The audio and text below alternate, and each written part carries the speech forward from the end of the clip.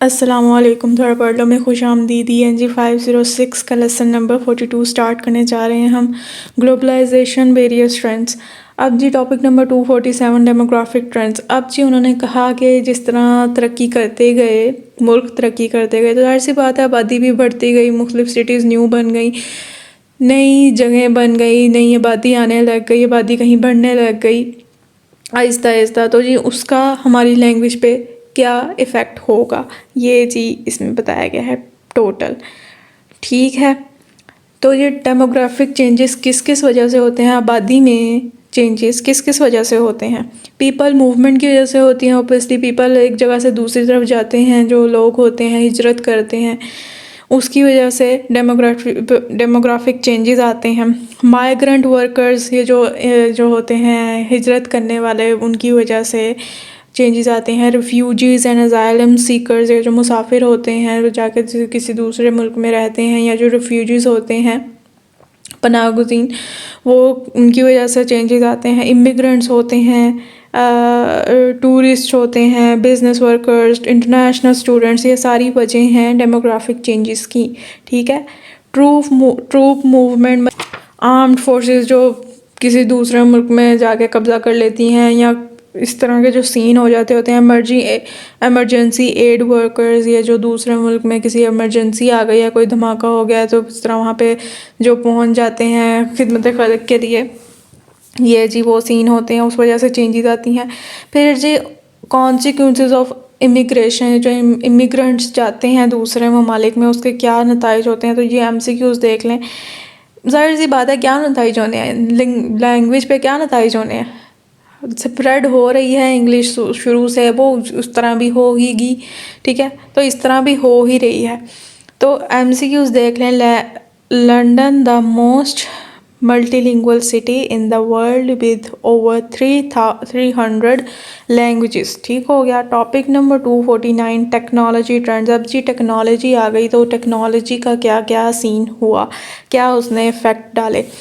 Ji language and internet, उनका कहना है जब इससे इंटरनेट आ गया तो हमने ये देखा कि जो इंग्लिश के नेटिव स्पीकर हैं ना, उनकी तादाद कम है इंटरनेट यूज़र्स में, इंटरनेट को यूज़ करने में उनकी तादाद कम है।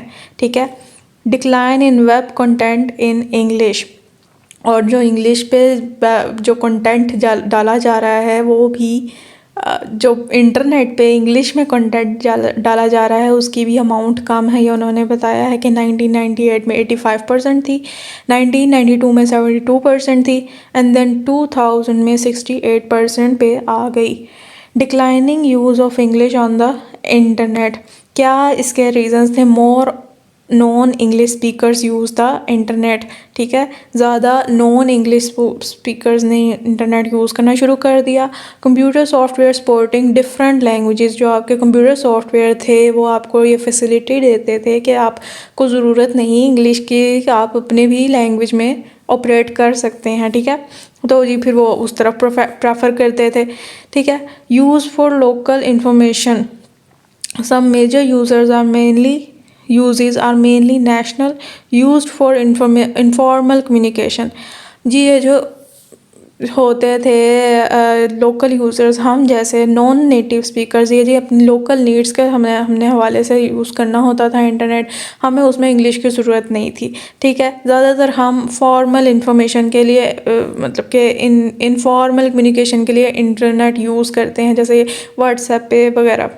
ठीक है, ये जी हमारी ज़रूरतें हैं।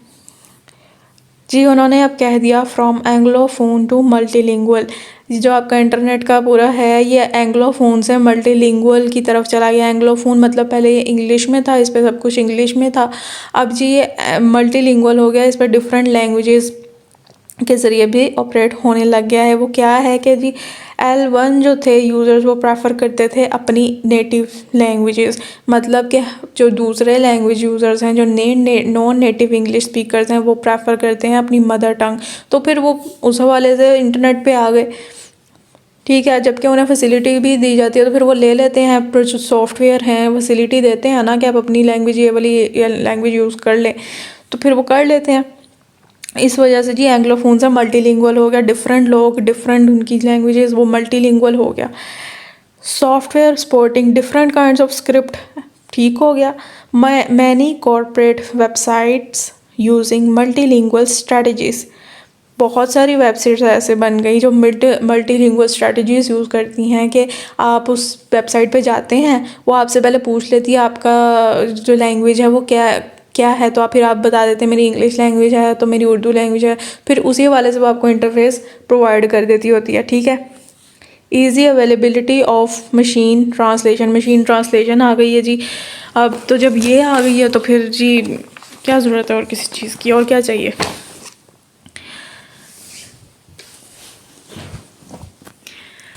फिर जी न्यूज़ पे मीडिया में उन्होंने देखा कि पहले जो हमारी इंग्लिश की डोमिनेशन थी वो अब नहीं रही, तो अब वो भी आहिस्ता आहिस्ता शिफ्ट कर गई। उनका कहना है लोकल चैनल्स बन गए, लोकल लैंग्वेजेस में लोग उस तरफ आने लगे, अपनी लोकल लैंग्वेजेस को अपने चैनल्स पे यूज़ करने लगे। न्यूज़ मीडिया का खाली इंग्लिश में ही नहीं रही, ठीक है, बहुत सारे और बन गए। अब जी ये MCQs देख लें, इंग्लिश फॉर ग्लोबल रीच के लिए जो चैनल्स हैं उनमें से ये एक MCQs देख लें। Al Jazeera went global by establishing an English news channel, ठीक हो गया। ब्लॉग बनने लग गए जी। ब्लॉग क्या होता है कि एक वेबसाइट होती है, इंफॉर्मेशनल वेबसाइट होती है, ऑनलाइन इंफॉर्मेशनल वेबसाइट, ठीक है, उसमें ना मुख्तलिफ राइटर्स बैठ के अपनी बोंगियाँ छोड़ रहे होते हैं, आई एम सॉरी उस पर ना राइटर्स किसी एक चीज़ पे ना अपने अपने व्यूज़ दे रहे होते हैं कि अच्छा मुझे लगता है कि इसमें ये है, और दूसरा कहता है नहीं मुझे लगता है इसमें ये है, तो ये जी ब्लॉग्स होते हैं। और इसका भी नीचे MCQs देख लें, more than 440 million blogs world wide, ठीक हो गया। Topic number 250 economic trends. अब जी इकोनॉमी में भी आपकी तरक्की आई, डेवलपमेंट हुई, तो उनका कहना है China become the second largest economy after the USA। MCQs, ठीक है। फिर जी चाइना ने अपनी डेवलपमेंट बहुत की, ये क्या है, ये एक चीज़ देख लें, BRICS, इसका क्या है, Brazil, Russia, India, China and south Africa, ये लिख लें। इसका वो मुखाफा आपसे पूछ सकते हैं, पूरी फॉर्म भी आपसे पूछ सकते हैं, तो आपको ये पता होना चाहिए। उनका कहना है ये कंट्रीज़ अगर मिल जाएंगी, इकोनॉमी अगर ये एक दूसरे से मिल जाए तो इनकी इकोनॉमी US से भी ज़्यादा हो सकती है। द ब्रिक्स इकोनॉमीज टुगेदर में overtake the GX in US dollar term, ठीक हो गया। अब जी चाइना ने बहुत डेवलपमेंट करना शुरू कर दी, बहुत ज़्यादा उसने कामों में टांगे फंसा ली। फिर क्या था एक ये क्या कहते हैं पैक्ट उसने किया, belt and road initiative, BRI, आपने नाम भी याद रखना है और इसके फॉर्म भी याद रखनी है, शॉर्ट फॉर्म। ये क्या था जी, इसमें चाइना ने ये मुआहदा किया कि जी डिफरेंट मार्केट्स बनाई जाएं, डेवलप की जाएं, ऐसे लैंड रूट्स बनाए जाएं उन जगहों पे कि जिससे वहाँ से तिजारत की जाए, वो मतलब कि उसकी इकोनॉमी बेहतर की जाए। इसमें क्या उसने किया कि बेल्ट एंड रोड इनिशिएटिव में क्या किया कि एक इकोनॉमिक बेल्ट बनाई जाए, एक रोड बनाया जाए, उसे बेल्ट का नाम दे दिया, उसे इकोनॉमिक बेल्ट का नाम दे दिया कि एक रोड बनाया जाए, ओरिजिनल सिल्क रोड, मतलब कि उसे एक ट्रेडिंग रूट बनाया जाए, ठीक है, इन कंट्रीज़ के दरमियान, central Asia, west Asia, the middle east and Europe के, एक ऐसा बेल्ट बनाई जाए, रोड बनाई जाए कि इन कंट्रीज़ को वो जोड़े, इन ट्रेडिंग रूट्स के ज़रिए जोड़े, ठीक है। ये चीज़ उसने बनाया कि ट्रेडिंग्स हो और वो मार्केट जो है ना इकोनॉमी बढ़े, ये जी ये था। फिर जी ये CPES क्या है, ये है China and Pakistan economic corridor, ये इसकी ये फुल फॉर्म है, ये आपने लिख लें, ठीक है। इसमें क्या था जी कि चाइना ने मुख्तलिफ चाइना से जो है मिल के हम प्रोजेक्ट करें, पाकिस्तान की जो इकोनॉमी है वो बेहतर हो, ये इसमें बेसिकली ये है। क्या था जी कि पाकिस्तान की ट्रांसफॉर्मेशन के जो नेटवर्क है वो बेहतर हो, ये जो क्या है आजकल ऑरेंज ट्रेन, ठीक है, ट्रांसफॉर्मेशन के जो ट्रांसपोर्टेशन के जो नेटवर्क हैं वो बेहतर हो, और भी मुख्तलिफ न्यूमेरियस एनर्जी प्रोजेक्ट्स जो हैं जो कि पाकिस्तान करना चाहता है और इसके पास पैसे नहीं है, और वो हर बार मुँह उठा के चाइना के पास चला जाता है, तो चाइना कहता है ठीक है इन्वेस्टमेंट मैं करूँगा, काम कर लेते हैं, ठीक है। तो ये जी CPES ये है a collection of infrastructure projects that are currently under construction, modernize Pakistani infrastructure। अब जी उन्होंने कहा कि जब ये अभी आपने ये पैक तो कर दिया है CPES, ठीक है, अब यहाँ पे कौन सी आप लैंग्वेज यूज़ करेंगे इन प्रोजेक्ट्स में, इन प्रोजेक्ट में काम करने के लिए, क्योंकि चाइनीज़ भी होंगे, तो आप कौन सी लैंग्वेज यूज़ करेंगे, पाकिस्तानी इंग्लिश लैंग्वेज यूज़ करेंगे कि मैंड्रिन चाइनीज़ यूज़ करेंगे, या दोनों यूज़ करेंगे।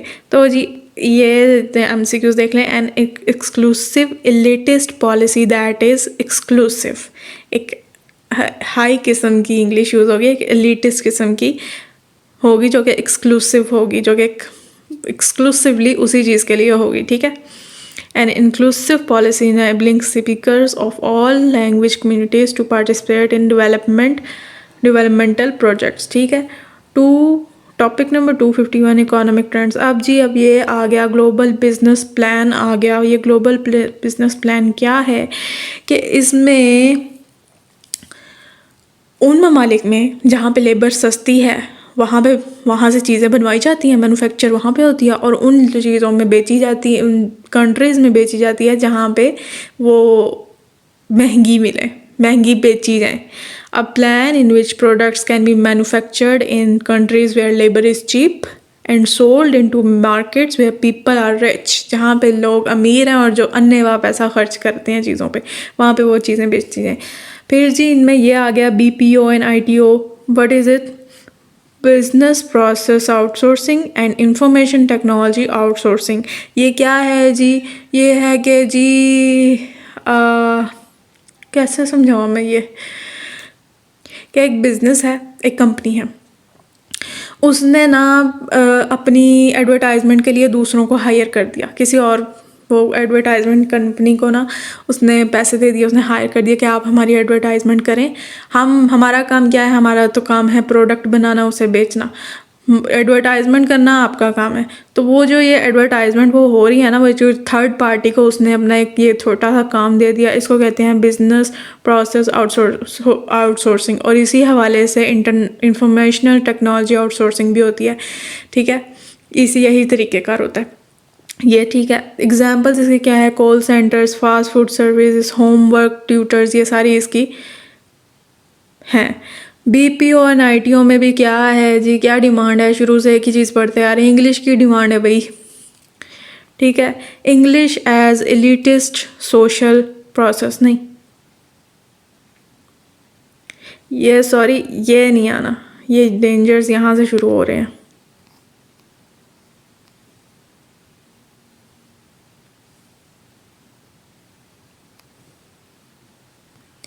अब जी डेंजर्स ऑफ इंग्लिश लैंग्वेज क्या हैं जी? Role of English in economic processes and providing access to the global knowledge, के जी आप कुछ भी कर देंगे तो उसकी राह इंग्लिश से ही होके गुजरती है। आपके इकोनॉमी अगर बेहतर करना चाहते हैं उसकी भी वही से होके गुजर रही है। आपको ग्लोबल नॉलेज भी इंग्लिश की वजह से मिलेगी। Availability of job that require knowledge of English, आपको की जॉब भी इंग्लिश की नॉलेज की वजह से मिलेगी। इंग्लिश आती होगी तो ही आपको मिलेगी। मतलब इस तरह के हद तक डेंजरस हैं, ये डेंजरस है ये जी, ठीक है। English as an instrument of structuring inequality, इसके अलावा इंग्लिश ने इनइक्वालिटी भी हमारी सोसाइटी में बना दी हुई है। एलिटिस्ट जो हैं वो इंग्लिश बोल के पता नहीं क्या समझते हैं। इवन के आजकल ये मिडिल क्लास वालों में से भी किसी को इंग्लिश आ जाए ना, बस वो तो पता नहीं क्या खुद को समझने लग जाता है। English as an instrument of structuring inequality in some developing countries, lack of English in some countries now threaten to exclude a minority rather than the majority of a population. जहाँ पे इंग्लिश को नहीं रखा जाता, उसके अपने ही उस country के अपने लोग ही उसको उस कंट्री को कोसते हैं कि भाई रखो इंग्लिश, हमें इंग्लिश पढ़नी है, इंग्लिश की वजह से हमें रोका हुआ है। तो और इसकी वजह से इंग्लिश को क्या कहते हैं, इंग्लिश ने जी दूसरी लैंग्वेजेस को भी ख़त्म करती जा रही है, आहिस्ता आहिस्ता नापैद करती जा रही है। दूसरी लैंग्वेजेस को उसने पीछे कर दिया हुआ है। इवन के उन अपनी खुद की वैरायटीज़ को भी उसने पीछे कर दिया हुआ है।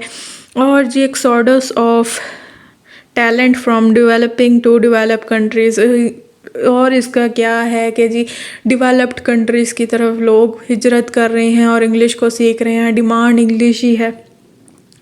तो जी ये डेंजर है इंग्लिश का। English is a necessary skill for many of their workers. International students जो हैं वो ज़्यादातर डेवलप्ड कंट्रीज़ में, इंग्लिश कंट्रीज़ में आके पढ़ना पसंद करते हैं। तो ये टैलेंट का जो एक जा रहा है, सोर्स जा रहा है दूसरी कंट्रीज़ में। ठीक है, ये सारे डेंजर्स दिया। Topic number 252 societal trends. अब जी सोशल की तरफ आ जाएं, सोसाइटी की तरफ। तो जी अब आपके क्या सोसाइटल ट्रेंड्स हैं जी। अब आपकी सिटीज़ बनने लग गई हैं। पहले आपके गांव थे, रूरल ज़्यादा थे एरियाज़, अब जी आपके अर्बनाइज्ड वर्ल्ड हो चुका है। तो इसमें भी उनका कहना high percentage of world population is city developers, कि अब ज़्यादातर पॉपुलेशन जो है वो सिटीज़ में रहती है। A developing economy makes urbanisation inevitable. अगर एक डेवलपिंग इकोनॉमी है, अगर आप इकोनॉमी अपनी बेहतर करना चाहते हैं, तो इसके साथ साथ ये डिमांड भी होती है कि अर्बनाइजेशन हो, ये इनविटेबल हो जाती है, हतमी हो जाती है ये चीज़ कि भाई इकोनॉमी बढ़ रही है तो ज़ाहिर सी बात है टेक्नोलॉजी लोग लेके आते हैं, नए नए घर बनाना शुरू कर देते हैं, ऊंचे ऊंचे इमारत बनाना शुरू कर देते हैं पैसा आने की वजह से। English becoming popular in an increasing urbanised world. अब जो उनका कहना है, जो आपका मिडिल क्लास तबका है ना, ये सबसे ज़्यादा कंट्रीब्यूट करता है आपके अर्बनाइजेशन में, आपकी जो है इकोनॉमी डेवलप करने में। पाकिस्तान की ये सारे, पाकिस्तान की इतनी है, चाइना की इतनी है, इंडिया की इतनी है अर्बनाइजेशन रेट, ये आपने देख लेना बस एक। इसके अलावा जी अब उनका क्या ये है कि खाली मिडिल क्लास का जो है वो ही नहीं रिस्पॉन्सिबल अर्बनाइजेशन का। Mass migration to the cities give rise to slums and slows growth. ये जो आपके गाँव से आते हैं ना, माइग्रेशन जो होती है, ये उनका कहना है इसका भी ये भी रिस्पॉन्सिबल है। और इनकी वजह से ये MCQs भी देख लें कि gives rise to slums and slows growth, के इनकी वजह से ऐसे इलाके सिटीज़ में ऐसे इलाके वजूद में आते हैं, वो जब झोंपड़ियाँ नहीं होती, वो जो गंदे से इलाके होते हैं और मतलब कि गरीब जो इलाके होते हैं बेसिकली, कि इतने प्रॉपर वो डेवलप्ड नहीं होते, गरीब मतलब कि टूटे फूटे से घर होते हैं, झोंपड़ियों टाइप वो होते हैं, तो उनकी वजह से ऐसे वजूद में आते हैं। इसके अलावा जी फिर जब आपके जो डेवलपमेंट हो जाती है, इकोनॉमी डेवलप्ड हो गई, अर्बनाइजेशन हो गई, तो फिर लैंग्वेज में क्या शिफ्ट आया। तो जी वही रिसिपिटी बात, English as a language of socialisation for the young. MCQs, English providing an escape from traditional values. ठीक हो गया, बस जी इसी के साथ तो हमारा लेसन ख़त्म। अपना ध्यान रखें, दुआ में याद रखें। अल्लाह हाफिज़।